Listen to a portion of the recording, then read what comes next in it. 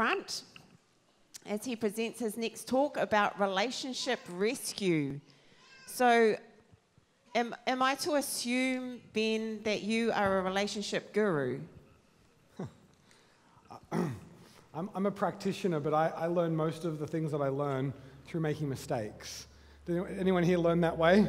You learn through the mistakes that you make. You know, some of us learn through other people's mistakes.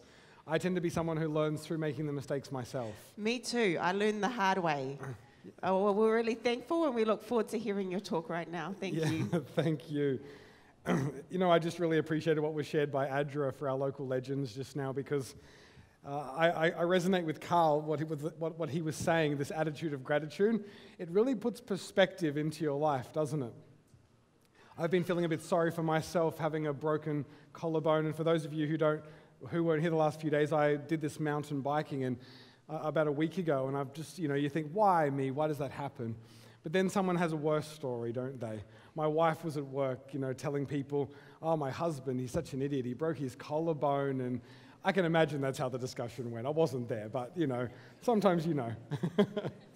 And then people started telling her the stories in their life. And in fact, one of her colleagues, her partner, was involved in a two-car crash here in Canterbury on Thursday night. It was reported in the news. 2 cars crashed with one occupant in each car. And I think he's got a broken pelvis and ribs and all sorts, critical condition and serious condition. It can always be worse, can't it?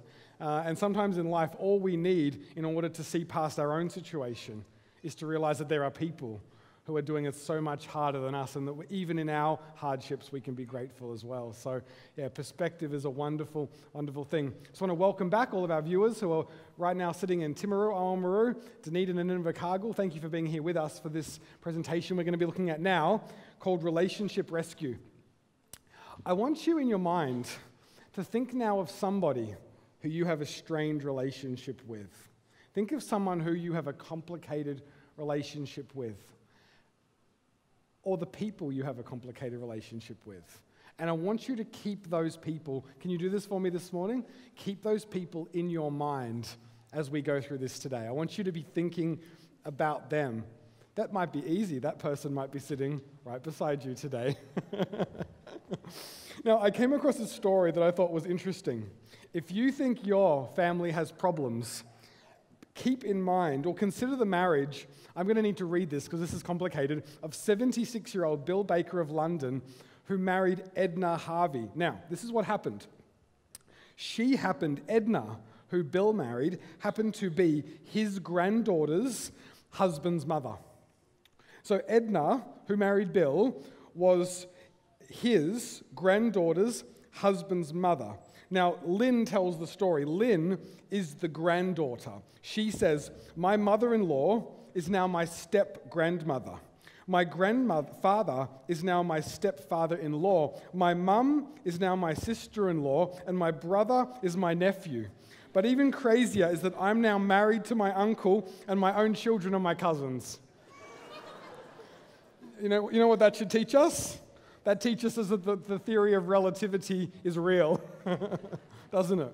We have some complicated relationships in our life. Now, maybe your complications in your relationships are not of that degree, but we struggle to make them work, don't we?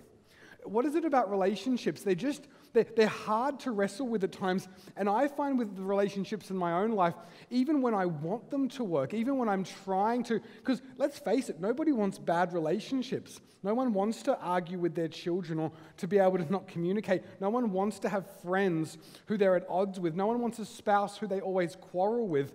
You know what it's like when you quarrel with the people closest to you and things aren't right? It eats at you, doesn't it? It's like this gnawing.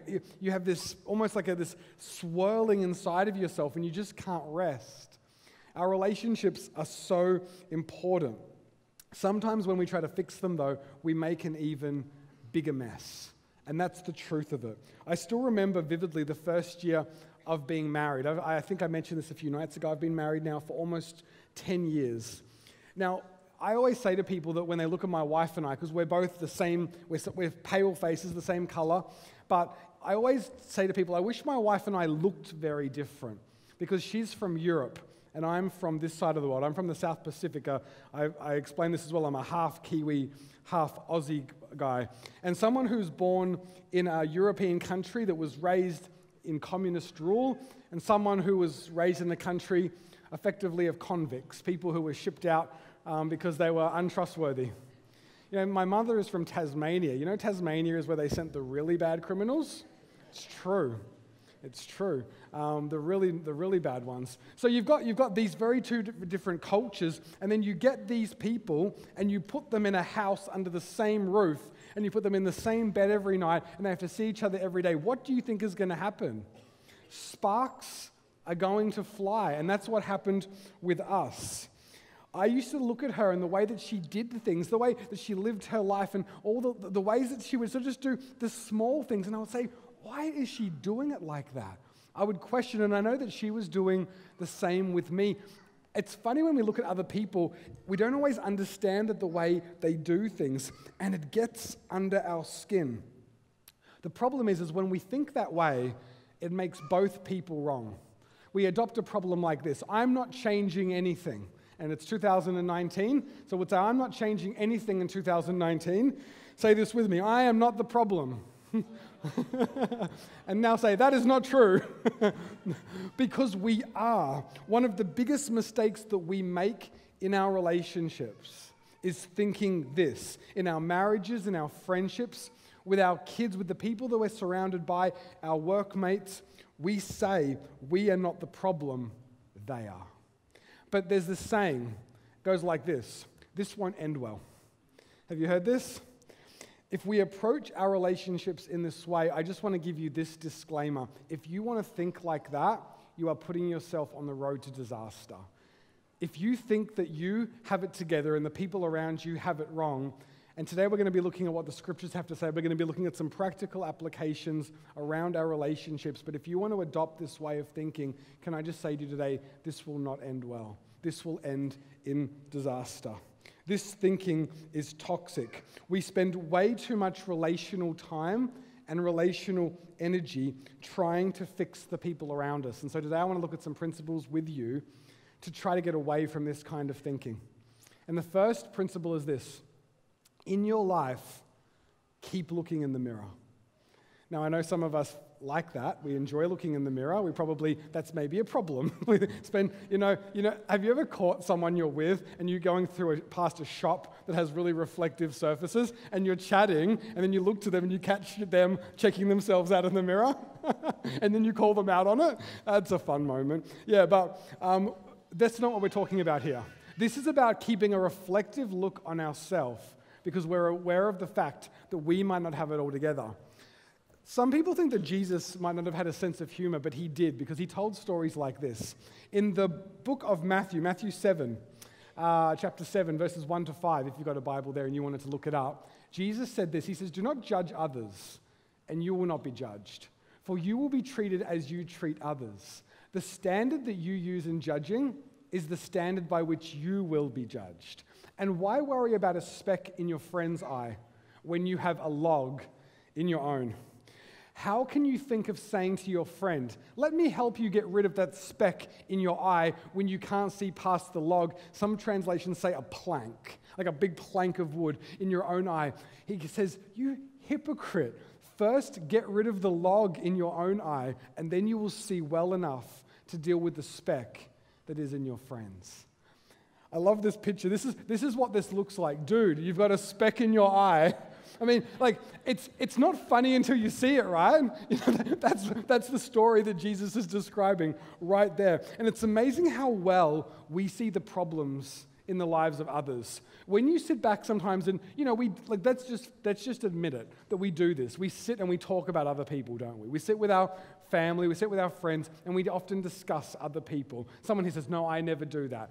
No, that's not true. We do that. We talk about other people. And have you noticed how well you're able to identify how other people are doing things wrong?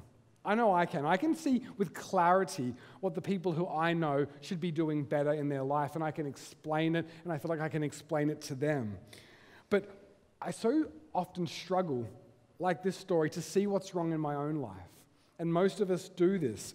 Jesus is calling us not to be hypocrites, calling us out of hypocrisy. He preached that hypocrisy is focusing on other people's wrongs, all the while we're failing to deal with our own. He wants us to judge ourselves before we judge others. But in our relationships, we find that hard to do. We observe any person doing wrong, and our immediate response should be, hey, I wonder if that is something that's going on in my life. Sarah Jane said this. She said that I share this with her, and I'm going to share it with you. It's true. What annoys you most in others is often something we are guilty of doing ourselves. I'm one of those people that, you know how sometimes you'll come up to a set of lights, and there's the two lanes, and everyone is sitting in the one lane, because, why be that guy who cuts up the inside and races past everyone, and it's a bit of a dangerous maneuver and cuts to the front. I like to be that person. But then sometimes I think to myself, no, Ben, you're just going to be a regular citizen today. You're going to wait your turn. You're going to take your time. You're going to sit in the line and just be a good guy. And then I see in my side mirror that guy coming up or that girl coming up and whizzing past me, and my blood boils. How dare they? How dare they do that? That's so dangerous, irresponsible. Why would they do that? There's children around. And then I think to myself, because Ben, that's you. You don't like it because you tried to be better today, and then someone was bad in the same way that you are, and it bothers us. If someone talks about us and it really annoys us, it's because we were probably talking about them the other day. The things that bug you the most about others are actually the things that are the shortcomings in your own life. I have learned that before I react to other people's wrongs, I should first seek to deal with my own. I think one practical solution to hypocrisy and developing character is to ask for honest feedback about ourselves and to genuinely listen to it. Not enough of us do this. Not enough people actually ask for feedback to say, hey, how did I do? Could I be doing better? Something I've learned in my relationships is that when you have a problem with someone else, it's always partly both people's problems. My wife and I have adopted an approach in our family where we say, look, it doesn't matter what problem we're having, we never decide that one person has to fix it alone. Now, some of the issues we might say, look, it's 98% you. That is all you. But what does that leave the other person with? That still leaves 2% for the other person to work on. And too often in our relationships, it's this either-or situation. And so one person gets all the blame and the other person gets all the finger wagging, when in any situation we find ourselves in, there's always something that we can do to be contributing to make things better. And this leads us to the second point. Don't assume that your way is the right one. In Romans 12:16, the Bible says this, live in harmony with each other. Don't be too proud to enjoy the company of ordinary people, and don't think, notice what he says, that you what? Know it all. Don't think that you have all the answers, that the way that you do things are right. And you know people like this in your life, don't you? People who are experts in religion and politics and food. You know the sort of people where you tell a story, and you tell an amazing story about an experience that you had, and instead of them saying, oh, that's so interesting, and they ask a follow-up question, they tell a better story. You know those people? You did it twice, you went up a hill this steep, and they went up a hill that steep. It's those people who feel like they have to tell the bigger story because they've had more experiences than you. One of my favorite stories about this is a man who was driving home from work one day, and he had a long, hard day in the office, and his wife called him, and he answered because he had Bluetooth and he wasn't breaking the law. He had his hands both on the wheel because you don't answer your phones when you're driving unless you have a hands-free kit. And in 2019, anyway, and the man answered the phone, and his wife, she sounded frantic, and she said, are you okay? And he said, yeah, I'm okay, what's going on? And she said, look, I'm watching the news, and it seems that on the road I know the road that you're traveling home on, there's a man who is driving the wrong way down the road. Please be careful. And he laughs, and he says, honey, you've got it all wrong. There is not one. There are hundreds of them.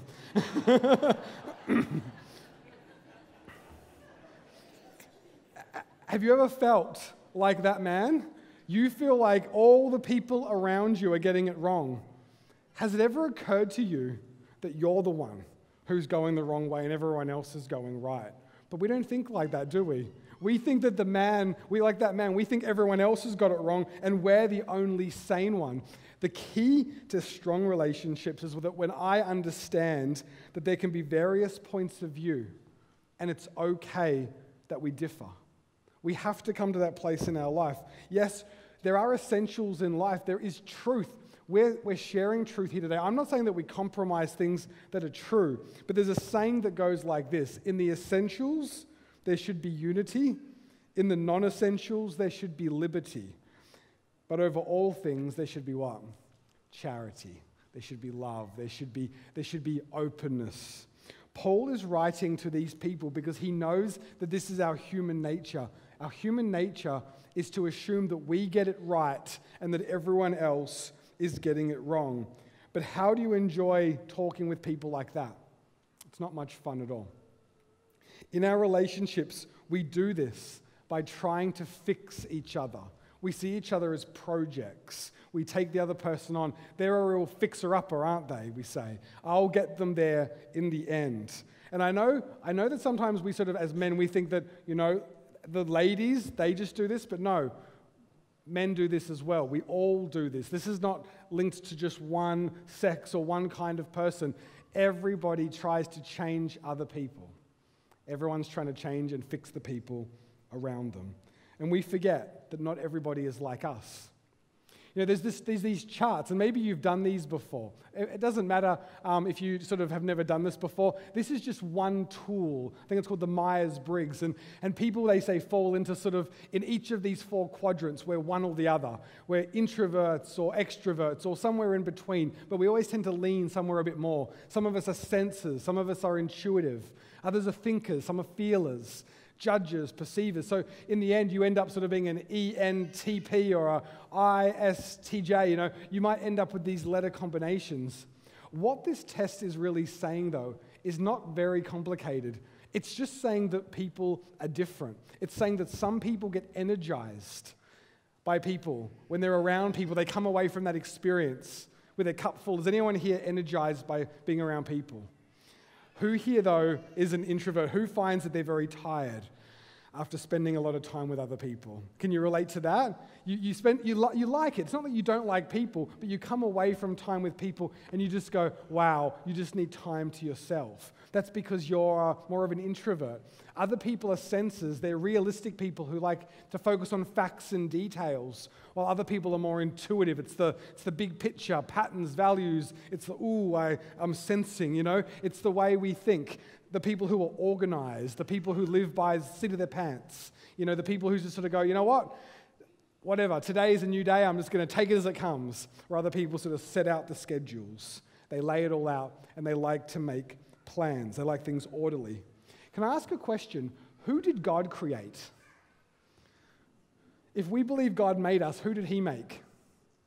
He made all of these people. He made the introverts. He made the extroverts. He made the thinkers. He made the feelers. If you are telling others that they are not good enough, what are you basically saying? You are saying that what God has made is wrong. God made us different for the same reason He made different kinds of fruit trees, different kinds of foods. You go outside, you see variety, you see differences. God has made us different in exactly the same way. He's made variety, and He uses all of it. Now, how do people who are so different then get along? It's not easy. I often say that if there was no people, we'd be fine. I'm a church pastor, so my job is people. If we had no people, we'd be fine. Because people are the problem, aren't they? If we could get rid of the people, we'd be fine. But we can't get rid of the people. But Scripture does give us some principles, though. Because the fact that we are different and that we have to live with each other and we have to handle these different approaches and different ways of thinking is actually, like the failures in our life, a hard thing, but an awesome opportunity for us to grow. And here's the punchline, an opportunity for us to actually need God in our life. I want to share with you 3 mindsets, and I am borrowing these today. I got them from a book by a pastor named Paul Tripp, so I want to give him credit for these today. But he, in his book, shares these 3 mindsets in order for us to rescue our relationships. 3 mindsets in order to rescue our relationships. The first is a harvest mentality. The second is an investment mentality, and the third is a grace mentality. What on earth am I talking about here? What is a harvest mentality, the first one? In Galatians 6:7, Paul says, "Don't be misled. You cannot mock the justice of God. You will always harvest what you plant." That doesn't seem too complicated, does it? But every day you are either harvesting a relational plant that comes from the seeds and the words and the actions that you have previously planted in your life. Today's plants that you're harvesting come from yesterday's words and actions that you did in your life. Every day you're either planting seeds and words that you will be glad to reap or that you will be sorry to reap. Now, most of the seeds and plants that you plant, they're not the big grand gestures. Some of us think that if we just are generally not very pleasant, but then we do one or two big things that are good every now and then, that is what will save us. But no, what happens when you plant a little seed and then you let it grow and you leave it? It gets bigger and bigger and bigger. It's actually the small things in our life that as we plant those seeds and that they grow, those things grow up into trees that actually result in an environment-changing forest in your life. It's literally the atmosphere that you give off to other people. And your relationships are continuously being planted with these little seeds, these tiny little words and actions that grow into either forests of love or trouble. One of the things that I love to share with people, I do marriage counseling, premarital counseling for people. Marriage counseling, I do a little bit, but 9 years in, I think I want to give myself a little bit more time before I start to tell people how they should do it. But I always say to couples who are getting into a relationship, I say, these are the most important words. I call it a short course in human relations. The most important 6 words. I admit I made a mistake. Oh boy, if we could just say that more often, just admit it. Often when I do something wrong and my wife asks me about it, I sort of say, like the other night, she cleaned the whole kitchen. And then she just left, we have one of those food, the incinerators that you put the food down. And I had left my dinner there because I was coming here to speak, and I came home and she had sort of just, hadn't had time, she put the food in the incinerator and she thought, oh, he'll see it and she'll put it down. And he'll put it down. And I saw her that night and I thought, yeah, I'll go to bed. And the next morning we came into the kitchen and she stares at it and she says, what, you couldn't just put the food down the incinerator? And what did I say? I admit I made a mistake. No. I said to her, well, it was late and I thought if I turned the incinerator on, it was 11 and the kids would wake up. I didn't want to wake you and the kids. She looks at me. She goes, just admit, just say sorry. I'm like, I'm sorry. That's all I wanted. I admit I made a mistake, but we don't admit we made a mistake. We try to rationalize the things that we've done, knowing that they're wrong, because we want to cover up. The most important 5 words, you've done a good job. How often do we forget to say to someone, we see a thing, like I might see this stage that's been set up and think, wow, someone has done an awesome job of setting this up, and we even know who's done that. We see the fact that someone has cleaned for us, or someone has made us something, or just those little gestures, the fact that you come home and the bed is made and the house is clean, or just little things, and we think it in our minds, but it never comes out of our mouth. And the people who have done it for us never get to hear the appreciation, especially the people closest to us. Isn't it amazing how much it builds us up when someone will just say, you've done a good job? The most important 4 words, what is your opinion? What do you think? Too often we just assume what others think. We never ask them. The most important 3 words, would you please?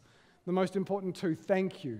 The most important word, we, and the least, I. These are the little seeds that we're talking about here. Not big things. In fact, easy things if we're honest, but things that we just forget to do because we think the big gestures are what will count.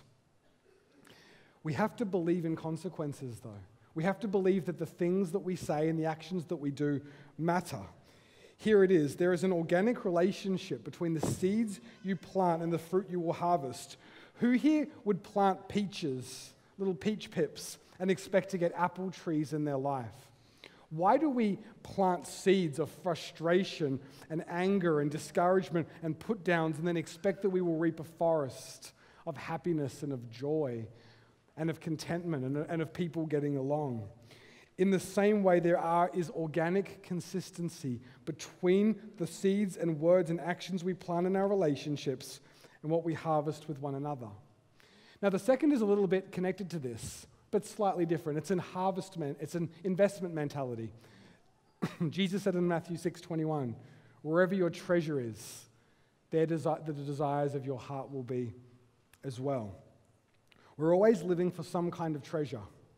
Every treasure you set your heart on an activity will give you some kind of return. The things we treasure and therefore invest in will give us some return. Now, let me give you an example of this. An argumentative moment, you're arguing with someone, is an investment in the treasure of being right. And from it, you will get some kind of relational return. If you aggressively argue another person into a corner, it is not likely that the return on that investment will be their appreciation of you or thinking that you are open-minded. The investment and the return will be that that person might avoid that topic with you or seek to talk to someone else. If you do something kind, if you are willingly serving someone, the return on that investment will be appreciation and respect and a deeper friendship. If it's more valuable for you to have control over people in your life than it is for them to feel heard or loved or understood, and I'm talking to people in very close relationship, and I'll say this again, if it's more valuable for you to have control than for people to feel heard or loved or understood, then you will live with the investment and the return on that investment. You will reap a return. Investment is inescapable in our life with the relationships and the people about us. You do it every day, and it's hard to get away from the returns on the investments. And I'll ask you this morning. How are the returns on your investments shaping your relationships today? The third one, and this is the key one, this is the pin on which these other two hang, is this grace mentality. And we've been talking here today a lot about the Bible and a lot about principles, and there's been a lot of good advice that we've handed out over these last 4 presentations. And I like good advice. I like wisdom. I think that wisdom, if we can incorporate wisdom into our life, our lives can be better. This is what builds the hope in our life, because when we see that there is wisdom that makes our lives work, it shows us that our lives can be better than they have been. But here's the thing, the Bible is not a set of principles for living alone. If we see it as just a book of wisdom, we're missing half of it. The central theme of the Bible is not wisdom, it's a person. And that person is Jesus Christ. If you and I had only needed knowledge, then Jesus would not have needed to have come.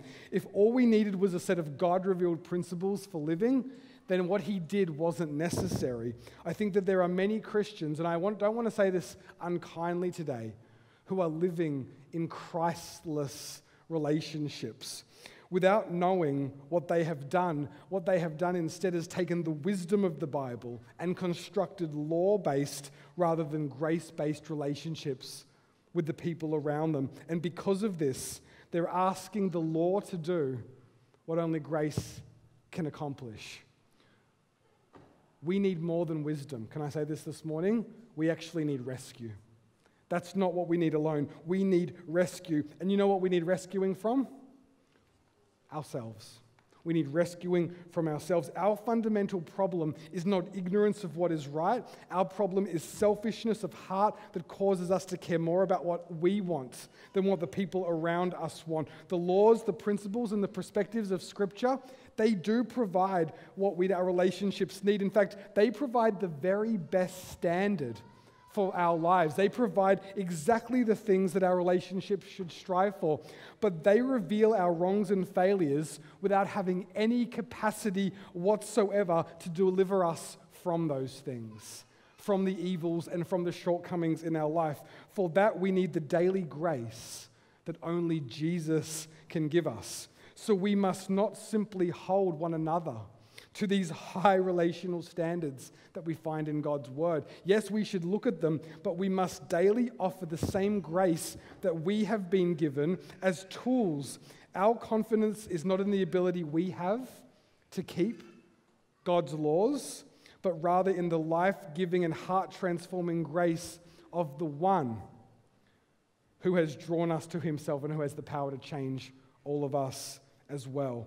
When we live with this confidence, when we look at the difficulties of our relationships, not so much as hassles to be endured, but as opportunities to enter into an even deeper relationship with those around us, to look at the rescue we need, the transforming we need, the forgiveness we need, the empowering we need through the grace of Jesus, the one who died for us, we realize this, what Paul says in Romans 5:8, that God shows his love for us, that while we were still sinners, Christ died for us. That's the grace mentality. While we were still in the wrong, Christ came and delivered himself for us. Because he tells us we have all sinned, we all fall short of the glory of God, and we are justified by his grace, and it's a gift through the redemption that's in Christ Jesus. This is ultimately what our relationships need. We need our brokenness healed first. When we realize this, it means that we can stop spending all of our time and energy trying to fix those around us, and we realize we need to be fixed. We are the ones that are broken. Colossians 3:12-15 says this, "Put on then, as God's chosen ones, holy and beloved, compassionate hearts. Put on kindness, humility, meekness, patience, bearing with one another, and if one has a complaint against another, forgiving each other, as the Lord has forgiven you. You also must forgive, and above all these must put on love, which binds everything together in perfect harmony, and let the peace of Christ rule in your hearts, to which indeed you are called in one body, and be thankful." The thing we need to get our relationships right, according to the scriptures, is compassion, kindness, humility, meekness, and patience. These things don't really reside, though, in the human heart. This is the thing. If you are looking for these qualities inside yourself, you actually won't find them, or can I say, you will find a small amount. It's like that day you go to the kitchen cupboard and you need a bit of oil to make something, and you find there's just a teaspoon left, and you need a cup. We don't have a cup of love, a cup of compassion, a cup of forgiveness. Some of us don't even have a drop of it in our hearts. The Bible says, though, that through the grace of Christ, he's willing to place that into us. I've heard it said that the grass is not greener on the other side. The grass is greener where we water it. If we are looking for these things in our life, the Bible tells us we're not going to find them inside of ourselves. We're only going to find them in Jesus. Today, I just want to ask you a simple question. This is the middle point of these programs. We've been here talking about a lot of stuff, but if you've got your decision cards there in your hands today, I just want to ask you a couple of questions. Do you need Jesus again today? Do you need Jesus for the first time? What would stop you today from accepting him into your life? What would stop you from trying to fix other people and realize that it's you that needs fixing? We are broken in ways that we don't even understand, and that brokenness, it holds us back. And so some of us, when you've gone to someone's house and you break something and they don't see, and then you're trying to piece that thing back together, and your heart's racing, and I got to put it back together. Some of us are looking at ourselves that way. We are trying to piece ourselves together. We've broken ourselves, and we go, I hope no one notices, and we're there and doing this careful work. We're not going to get there. The Bible's telling us we are broken. We're born broken, and only God can put us back together. On this decision card today, it says this: I really need prayer for my family right now. If your family is going through a hard time, if you're struggling, you don't have to say how. If you'd like us to pray for you by name, please tick this box here. Put your details down. Or if it's something specific, I need prayer for my kids, my spouse, or my parents, we would like to pray for that today. We know relationships are not easy. The relationships closest to us are the hardest. They're the toughest because you see these people every day. But these are the relationships that ultimately, they bring us the most joy. And who wants to see all of that fall apart? Who wants to start again? Some of us have had to start again, and there's pain there. I'd like to study the Bible. I'd like to belong to a church. Maybe today you've realized that you do need Jesus in your life and you want to take a step to be visited or to be baptized. We have pastors here today who would love to talk to you after the program. If you want that, hand this card in and make yourself known to someone at the back of the auditorium today. But we would just like to pray for you now. We would like to ask if today you would like to accept Jesus for the first time or to recommit your life to Jesus. Now, I don't do this very often, but I'm going to actually ask if you would like that today, just to come up to the stage, to the front today. I don't want to do that to embarrass you. I don't want to do that because I want you to feel like the spotlight is on you. But some of us have never had an opportunity to have someone ask us that question and to make that decision. The walking just confirms it in your heart. The walking just says, yes, I want to do that. If that is what you would like to say, I would just like to invite you up to the front today. God bless you, to come here and stand here, and I'm going to pray for you. And in fact, if we've got some pastors here today in the auditorium, if you'd like to come as well, just to support these people.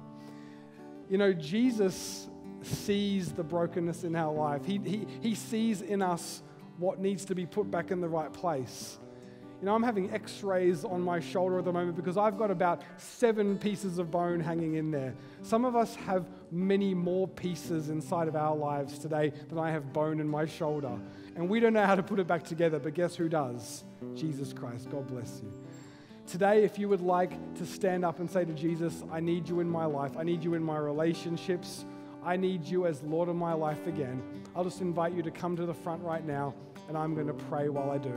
If everyone would like to bow their heads, please. If you'd still like to come, please come even as I pray today. Father in heaven, I want to thank you today that we can come here and do some real talk. We can admit that we're not getting it right. Some of us are trying so hard right now to convince the people around us and to convince ourselves that we have it all together.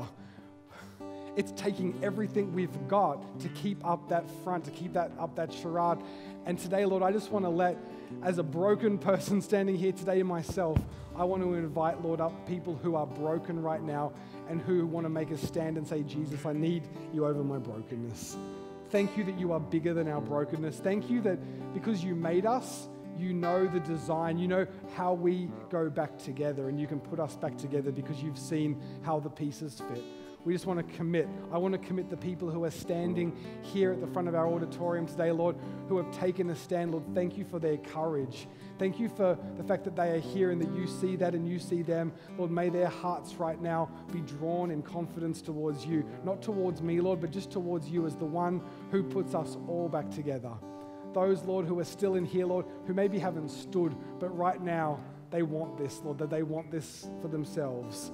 They know the brokenness that they have in their life. Lord, I pray for them too and ask, Lord, that you would hear their prayers and send the people into their lives who can help them with their brokenness. Father, we hand ourselves to you again today. We thank you that we serve a God that's bigger than the problems. And we just thank you once again for allowing us to call on your name and to ask you to fix us. We love you, Lord, and we ask that you bless us now and help us come back together as we put our faith and confidence in you. For we ask these things today in Jesus' name. Amen. God bless all of you today. Thank you.